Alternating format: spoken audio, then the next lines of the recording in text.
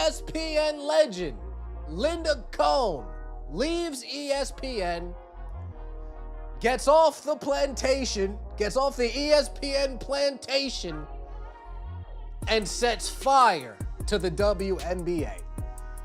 Dropped a match. Boop. Lit it on fire. From the players to the officials to the league to the narratives to everybody playing a victim in the league, Linda Cohn torched the entire league. Linda Cohn spent decades at ESPN.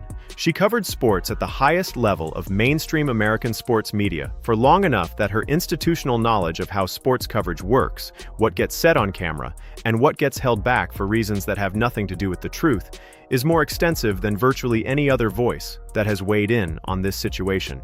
She is retired now, and apparently retirement has a specific and immediate effect on what a person with that kind of institutional knowledge feels comfortable saying publicly. Gets off the ESPN plantation and sets fire to the WNBA. That framing captures something specific about what Cohn's post-retirement commentary represents. She is not a newcomer to this conversation, who arrived with fresh eyes and a hot take built on limited context. She is someone who has been watching this situation develop from inside the institutional media apparatus that covers professional sports, and who has now moved outside that apparatus far enough to say what she actually thinks. From the players to the officials to the league to the narratives to everybody playing the victim characterization of what she torched is the comprehensive scope of a critique delivered by someone with the credibility to make it land differently than the same critique delivered by anyone without her career behind them. The Phoenix Mercury still doing damage control detail is the specific organizational behavior that Cohn's commentary sits alongside.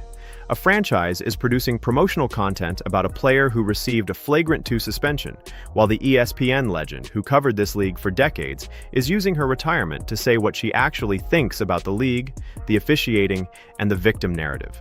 The contrast between those two things happening simultaneously is the opening of this accountability conversation at a new level.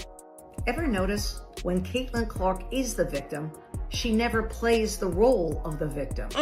She spoke up publicly for the first time since Alyssa Thomas came out publicly and said she's been getting death threats to her and her family, and there has been racial slurs thrown at her. What I want to know, Alyssa Thomas, have you reported this to the police?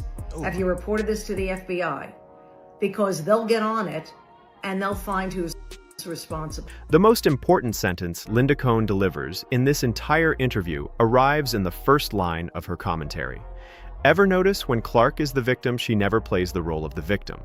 That observation, from a journalist who has covered professional sports and the media apparatus surrounding professional sports for decades, is the most precise available characterization of the specific dynamic that Christine Brennan also identified, and that the fan base has been documenting across 3 seasons of watching Clark navigate the environment this league has created around her. Have you reported this to the police? Have you reported this to the FBI Accountability Challenge is the most direct available response to Thomas's death threat claims. It is not a dismissal of the possibility that harassment exists.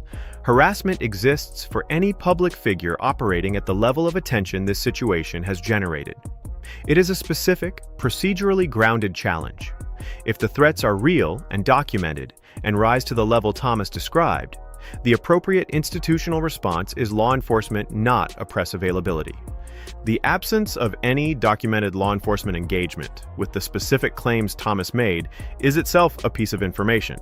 Cohn's observation that Clark subtly mentioned officiating while Cohn herself says it with an exclamation point is the appropriate characterization of the gap between what Clark can say publicly as an active player within the league and what a retired ESPN journalist can say without institutional consequences. Clark is restrained by her position within the system. Cohn is not restrained by anything anymore. The result is the kind of commentary that names what the accountability conversation has been building toward without the diplomatic hedging that Clark's own public statements require. Bad officiating has led to most of this minutia. Exclamation point. Unbelievable. Use your brains. Caitlin is putting up over 21 points a game. Use your brain. Oh, damn. So far this year. Over 8 assists a game. Not many players rank in the top 5 with those kind of numbers. Offensive production and playmaking ability. That's what Caitlin Clark is. Why do WNBA players continue to bite the hand that feeds them? Jeez. Yeah, Linda Cohn and Christine Brennan linking up to call a spade a spade. Caitlin Clark is the only WNBA player not to make herself a victim, even though she is mauled nightly. Oh yeah, that's a mic drop right there. The bite. The hand that feeds them framing is the commercial accountability argument delivered by someone with the institutional credibility to make it land in mainstream sports media rather than just in the existing accountability conversation. 21 points per game, 8 assists per game, second most fan votes, third most media votes, 11th among player peers. Cohn does what the statistical record demands be done and simply places those numbers next to each other and asks the question that anyone looking at all 4 of those data points simultaneously has to answer. How does a player averaging 21 points and 8 assists, numbers that rank in the top 5 of the league on both measures, end up 11th among player peer votes for guards? The answer is not in the statistics. The statistics produce the fan vote and the media vote simultaneously.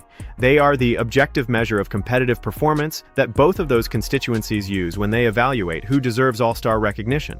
The player vote operates through a different mechanism, as Rob Parker's LeBron data established, and the result is the 11th place ranking that sits next to the statistical case for a top 3 or top 5 selection. Why do players bite the hand that feeds them?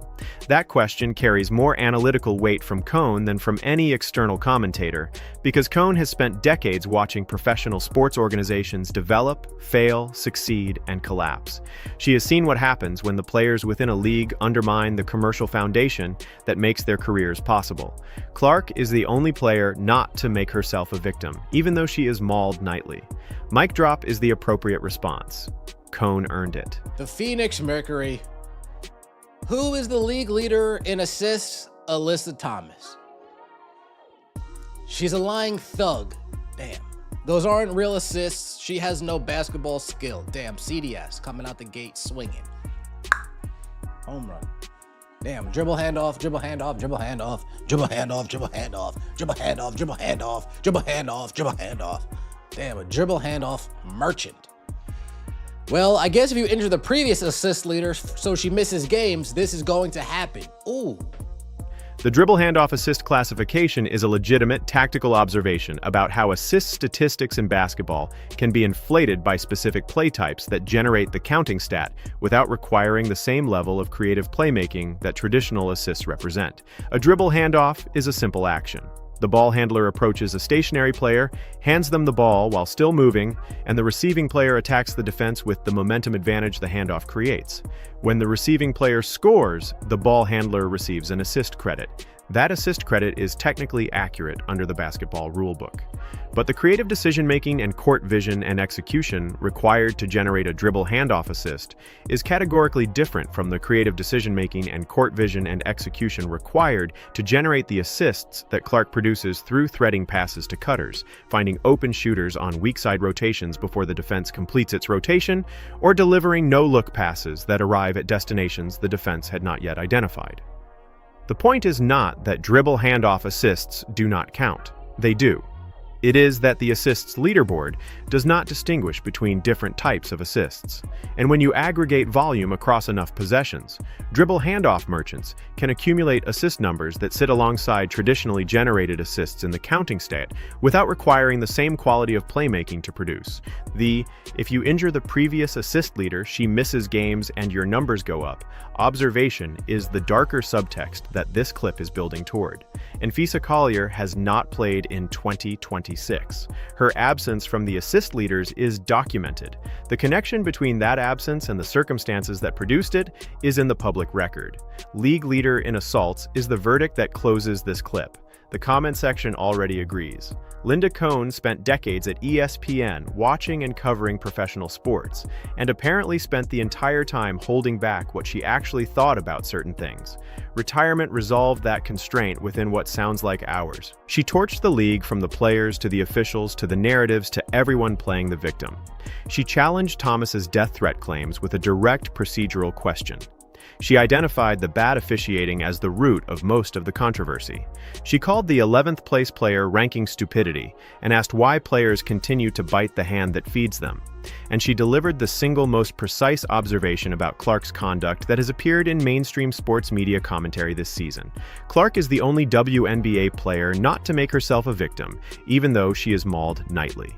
That sentence from that source carries more institutional weight than any accountability video commentary can generate, because it comes from inside the media establishment, rather than from outside it. Cohn was there. She watched it. She said what she actually thinks now that the institutional constraints that kept her from saying it during her career have been removed.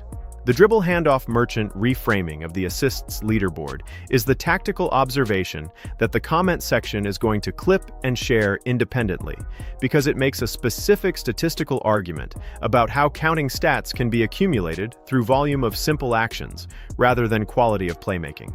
Clark is averaging 21 and 8. She was voted 11th by her peers. She has been mauled nightly. She has not made herself a victim once. Linda Cohn said all of it, now that she can say what she actually thinks. The comment section has been saying it for 3 seasons. Drop your thoughts below.